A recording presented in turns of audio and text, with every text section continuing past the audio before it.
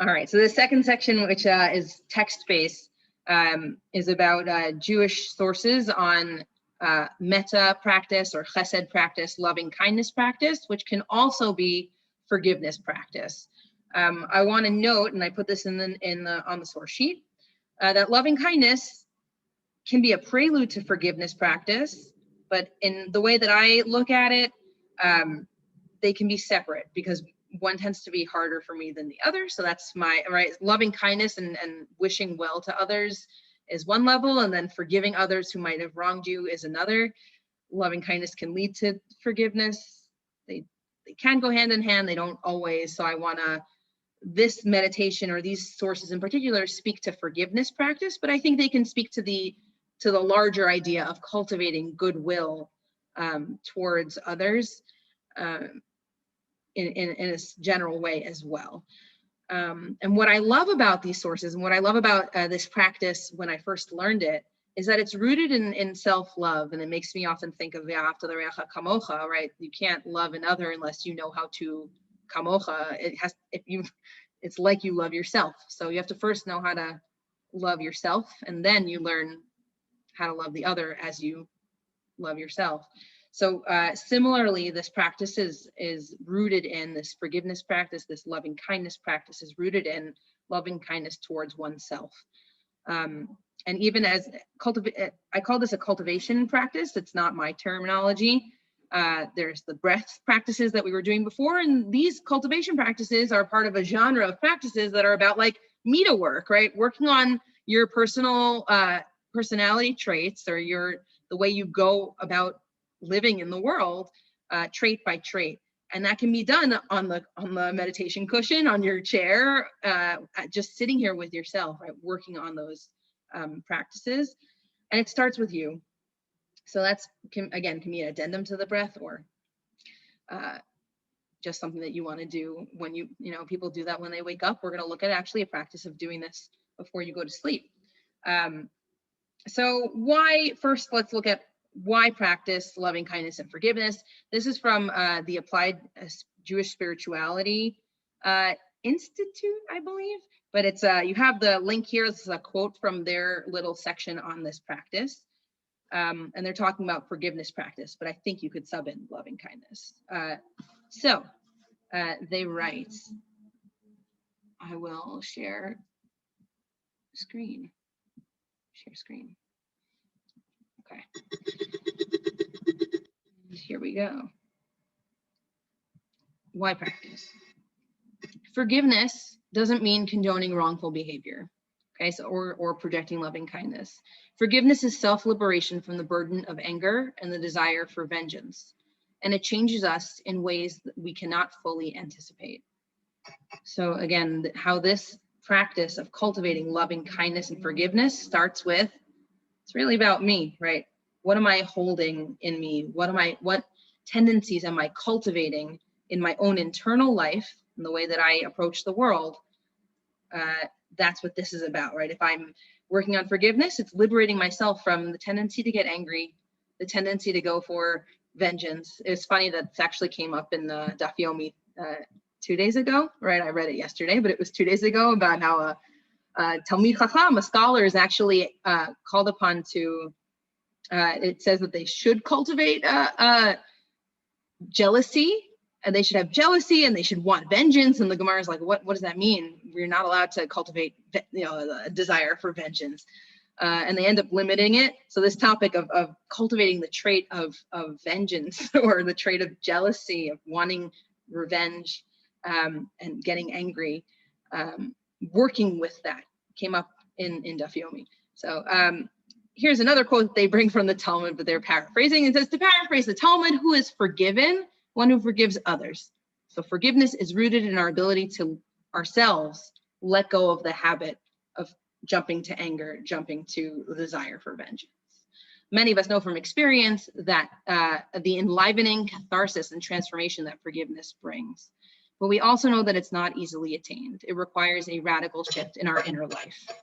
Right? So this is also an example of how meditation is meant to be a practice that affects how we carry ourselves in the world. Right? We cultivate here on the mat or here in the chair the ability to release anger, the real ability to direct our thoughts towards loving kindness and cultivate that. And that'll manifest in the world the more we train our minds to be attuned to that. And this text came to mind when I was thinking about it, is that as we mentioned at the beginning of the class, setting intention, and Alana said it was useful to set an intention. I thought of this intention that we set every night before bedtime. And I don't know if you're practiced in this, but it's a lovely practice. Even if you don't recite all of it, to visit some of it. There are lovely practices. So one of them is that we start out in the Kriyat Shema Shel Amita saying, Ribono Shel Olam, Harini Mochel V'Solech Chol Mi Sheyichis V'Knit Oti. Behold, I forgive and pardon anyone who has angered or antagonized me or has sinned against me, whether in relation to my body or my money or my honor, anything that pertains to me, done compulsively or willingly, accidentally or deliberately, through words or actions in this present incarnation or in any other incarnation, any human being. May no person be punished because of me.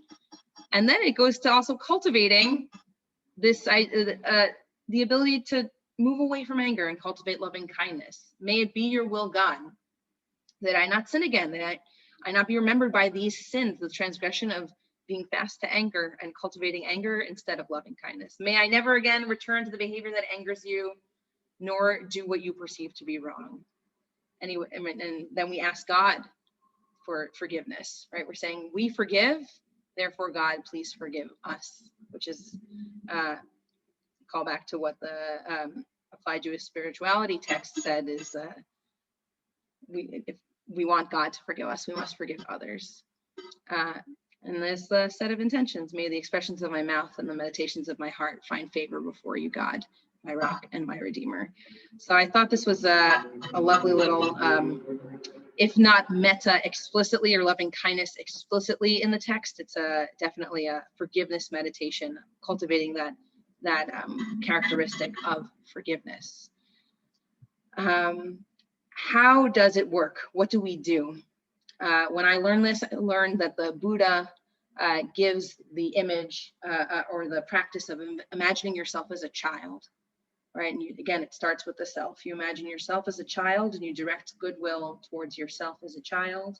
And then you slowly widen the circles as you can direct, right? You direct loving kindness towards yourself, then towards a loved one, then towards neutral people, then towards maybe people who you have difficult feelings with, not too difficult, because we don't want to make this a practice that you can't do, right? It's a practice, it's called a practice for a reason, right? It's gradual, we work with it until we build up the muscles.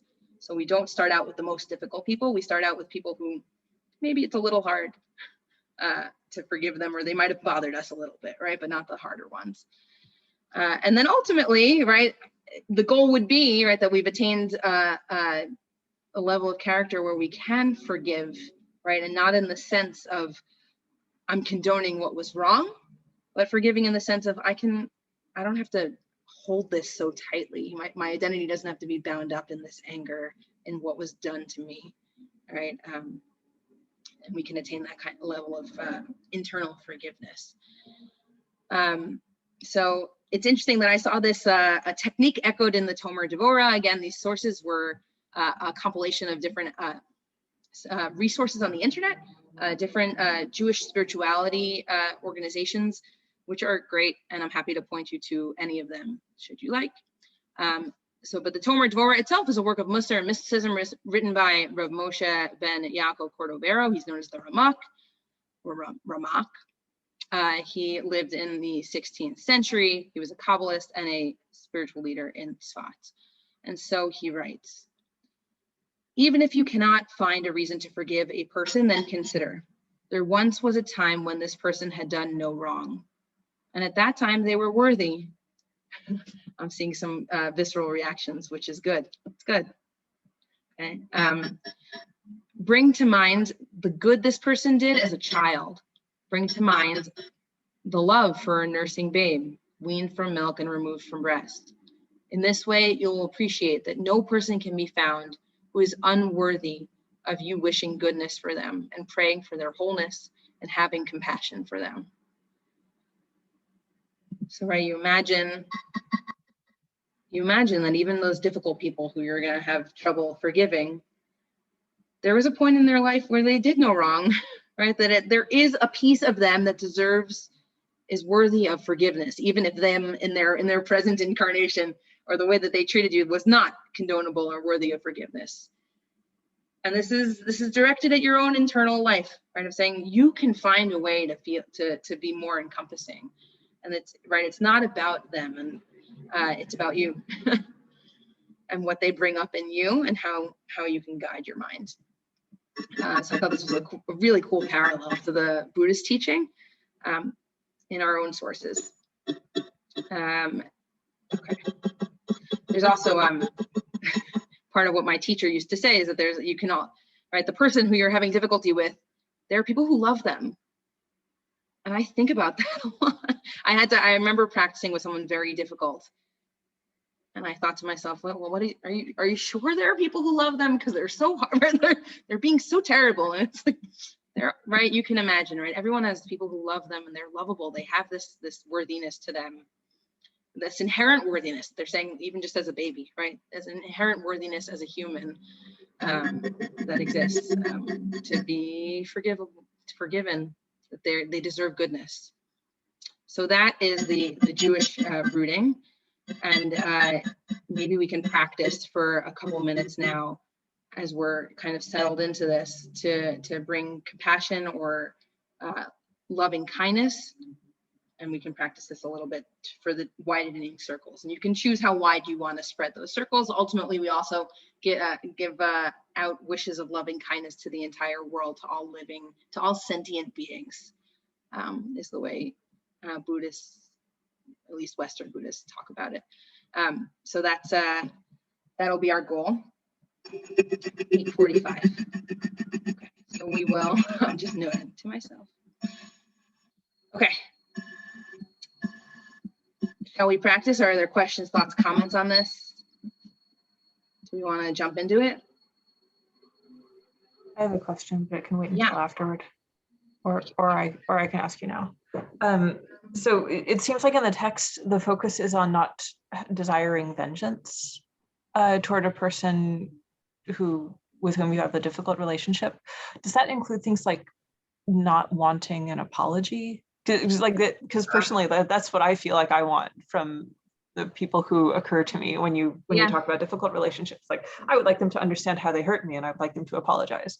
Is that what we're like letting go of, or is it just not wanting bad things to happen to them? That's so interesting. And others can respond as well of how they understand this. Again, I think it's about that internal work of not holding on to that anger so tightly. I feel like I wouldn't ever use this to encourage someone to say like, no, like that they were right? Like everyone should be forgiven. You should be a doormat, right? Like I feel like that's why I struggled a little with the quote of like everyone had good. It's like, for me, almost like the forgiveness is like also like being kind to yourself, like telling yourself like you don't need to hold on to this energy. It takes so much energy to be right angry. So that and it like does, right? I'd say like that's also why I presented it this way, right? Instead of like actually doing a textual read like this, of saying, here's how I understand it, that it's more about you and how it meets you and how that anger and that,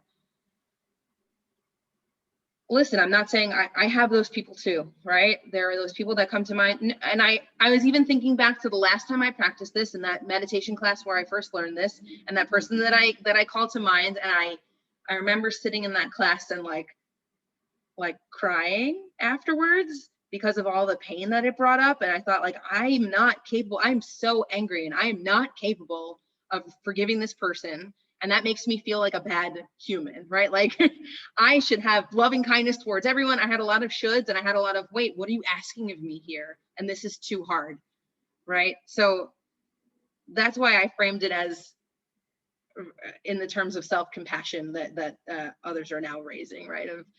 This is about how it's shaping your internal life, right? I guess it's really important also to notice how we are holding on to these things and how they do affect us. That's one thing. But if we're not able to practice with those really difficult people,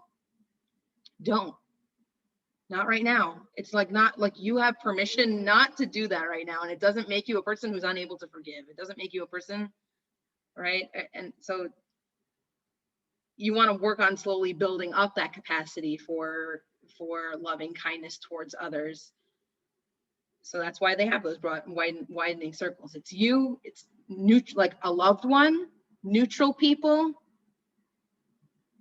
If you want to even envision like strangers in the world, like that's, you know, like that's even larger, and you can widen those circles. And if the difficult person is something that's too difficult, don't practice with that right now.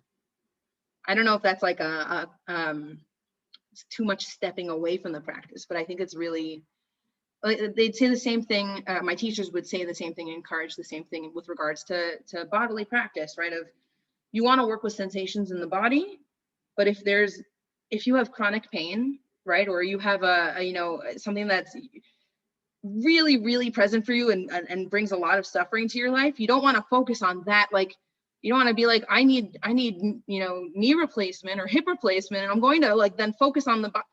No, like, don't cause yourself more suffering in that moment, right? You can notice discomfort and, you know, okay, my neck is a little cricky, right? Like, you start with like the easier things and then work outwards. And I'm not asking for anyone here to be you know, someone who is like disembodied, right? That would be bad.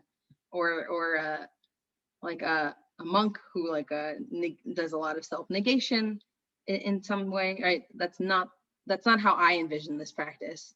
I don't know whether that's authentic to the Jewish concept here or not. It's my take as someone who's imparting this practice to you.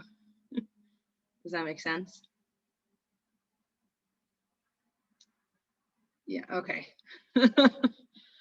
Yalla, let's try it.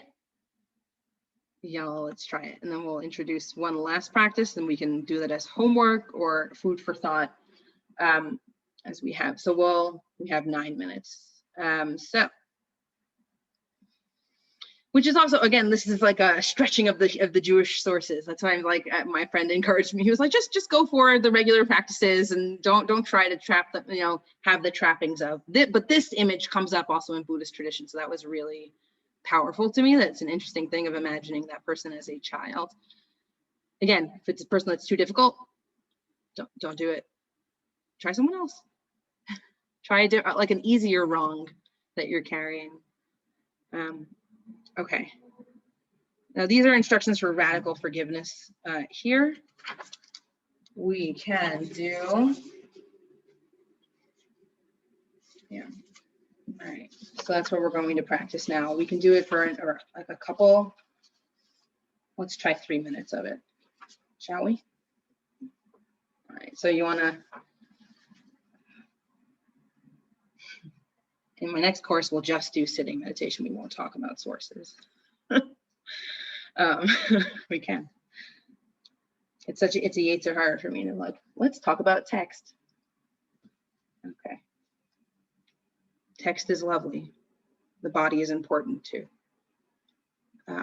That's what I meant by it. Okay. I'm going to set 3 minutes on the timer, and I'm going to invite you to settle in. If you've shimmied out of your comfortable position, find a comfortable seated position where you can stay.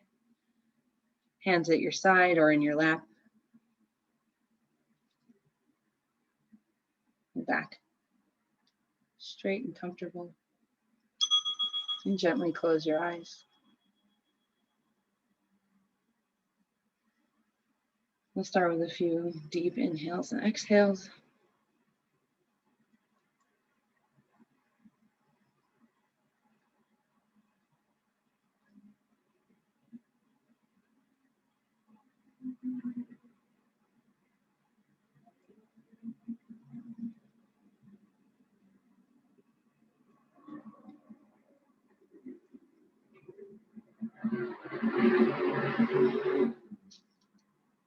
Sorry for the outside noise.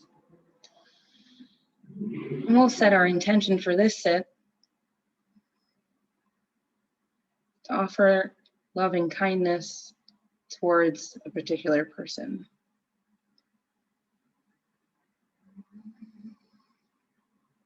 We're going to cultivate the characteristic of loving kindness.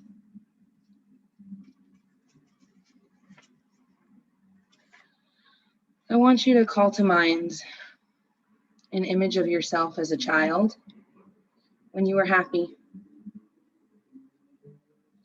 Not a story, just a snapshot.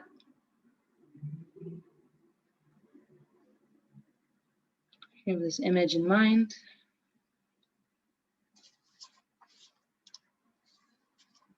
You want to wish yourself loving kindness using the following phrases, or any phrases that are natural to you, but these are a few.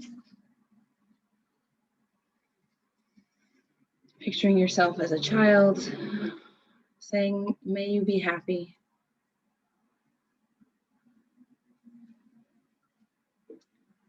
May you be healthy and strong.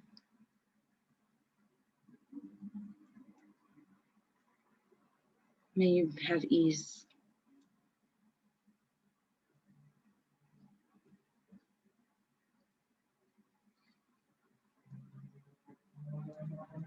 And moving towards yourself currently,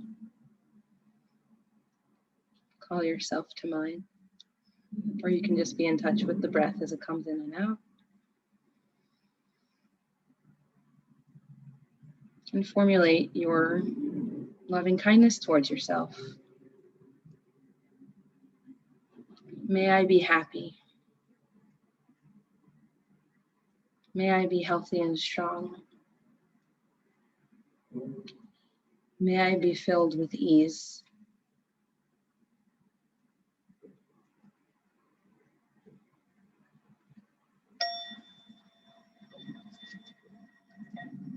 We're going to continue with the other couple of circles, so it's too little time. So if you can still gently close your eyes, we're going to move the metta practice, the loving kindness practice, towards someone you feel thankful for or someone you love a lot.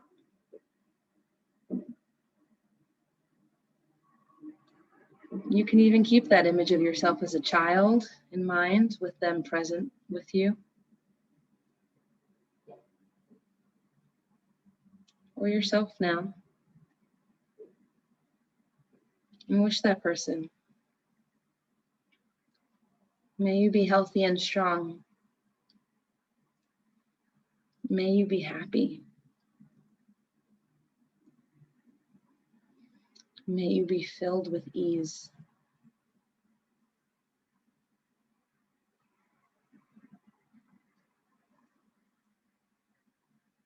Now call to mind someone you feel neutral about. It could be someone you encountered or used to encounter in your daily life. An acquaintance. Someone you passed on the street today.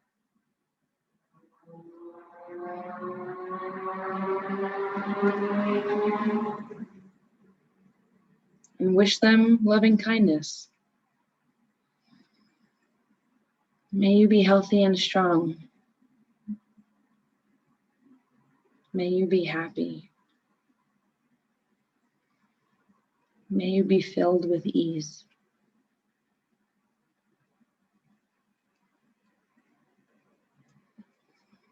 And if you'd like, now call to mind someone that you have some difficulty with. Try not to call to mind someone too hard.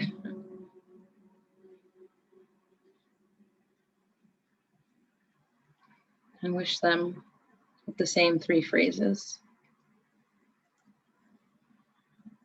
May you be healthy and strong.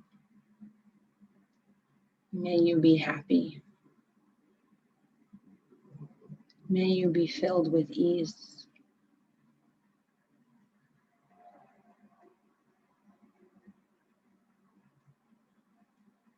You can gather all these people together that you've wished, cultivated loving kindness towards.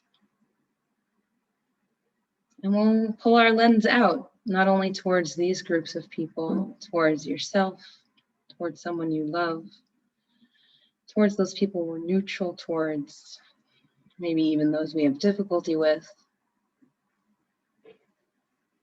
And have a broad sense of everyone, every sentient being in the entire world.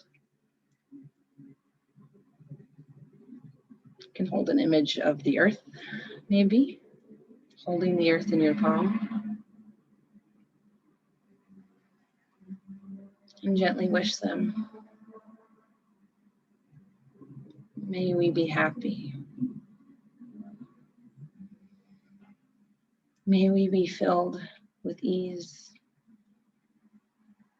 May we be healthy and strong.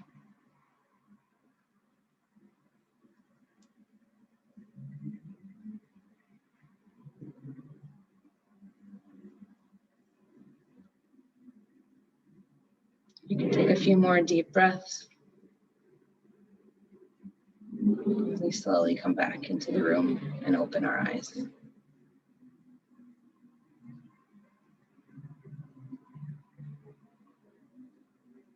All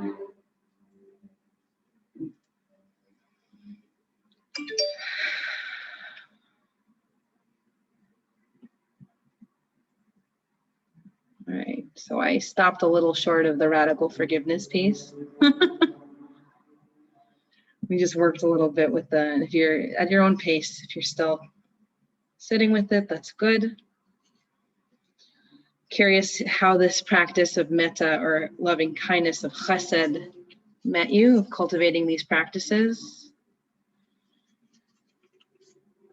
Was any of it, what was the quality of it? Was it easy? Was it hard? Did you notice? No, we mentioned a little bit last time, there are the hindrances that arise during meditation. We haven't worked with them quite yet. Maybe we'll have an opportunity to in the future. Like, what arose? Did you find difficulty? Did your mind start saying, this is too hard, I can't do it? Or was your mind thinking about other things, making plans, things that it was feedback? How'd that go for you? Yeah, Ellie. For me, it was incredibly emotional. I like teared up more than once in that. Was it at a specific point, or was just all? When it was for the, well, for the different circles, when we were wishing them those things. Yeah. Yeah. Hey, Linda, you seem like you had that resonated. Yeah. Were you asking me? Yeah, because I saw you unmute. Oh, yeah. No, Oh, good, Alana. you know, Thank I you. thought it was really nice. It's a nice practice. I think it was emotional when, you know, when you bring someone so intensely in your mind that you know in your sphere. Yeah. That was really nice. Yeah, or even I'm remembering now, my teacher would often say, you know, if your friend, you call to mind someone you love who's having a hard time with something, right? And they might be, you know, because you're in touch with them, and you're like, huh, I really hope, cultivating that sense of doing something for them internally. Yeah. These are actions too, right? We think of the thoughts as actions in mindfulness, right? Because in truth they are, right? The way that we think are the moments in the mind add up. Then they end up influencing how we act. So that, there are actions that we take with our mind. So I like to think that cultivating loving kindness towards other, or any other positive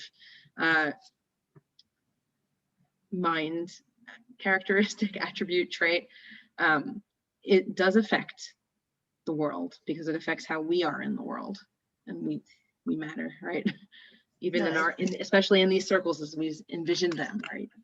Yeah. I think it's actually a nice practice to do at the end of the day also, which is a good time. You know, you're reflecting on the day that you just had. So it's like you're putting everything to bed. Yeah. Tucking everything in. Yeah. and that's why I thought of the kavanah before Kriyat Shema, right? It's actually remarkable, right? That's what Chazal were doing, or whoever composed that prayer. It's kind of phenomenal, right? They're like, actually, at the end, you've been through a lot.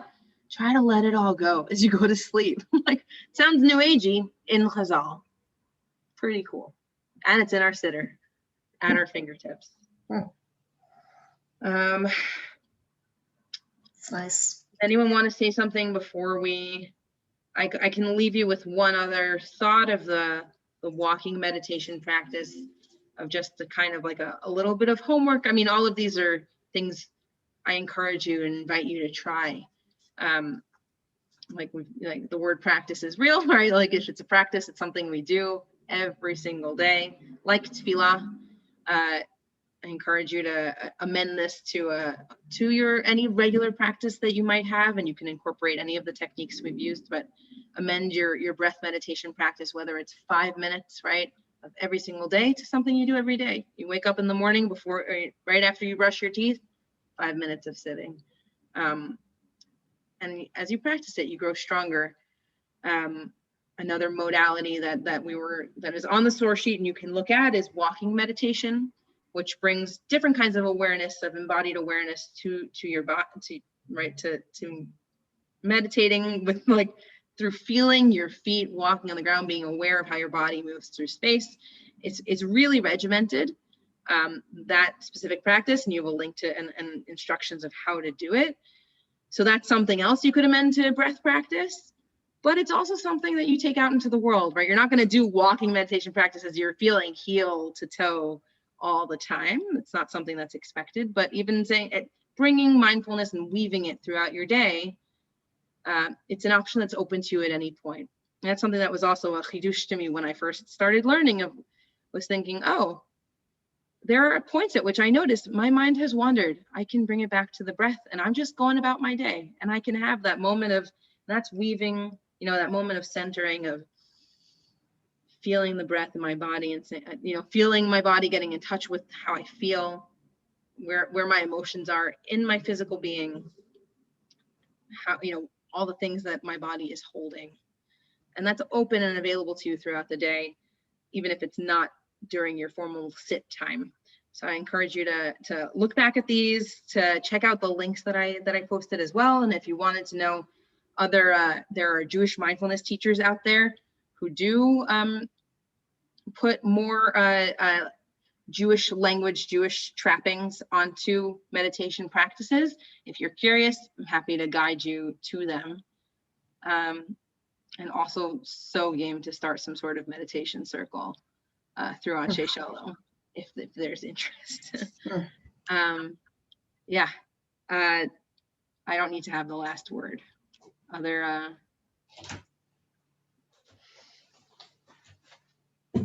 What are you sitting with now? How are you feeling? I'm feeling like maybe I should not meditate after eating a giant rack of ribs. Okay. I'm not is one of Teaneck that often. One of the hindrances. Yeah. I mean, you got to go for it when you go for it. I forgot the word for it that they use. I don't know if Allie, you remember, but there's a word for dullness. They call it dullness of the mind, right? That's a hindrance. It's another thing that when that comes up, of course you can notice when's an ideal time for me to meditate. It's not great, particularly maybe if you're really awake and you can't really sit, and that'll be like, okay, you're just going to be punchy the whole time. Or if you're really tired and you really want to go to sleep. But if it's just standard like dullness and your mind starts to get bored, right? It's like, oh, okay, there's dullness in the mind. That's a hindrance. It's the mind trying to tell you, don't be present. And you're like, I do like to sit after this meal, that's for sure. But sit is a technical meditation. Sit focusing on my body. Yeah. Not so much. Harder. Totally valid. And learning how it works for you and where to incorporate it in your day. Part of the practice. All right. Thank you all for joining. More than happy to continue the conversation, please. And thank you. Have a good night, everybody. Thank you.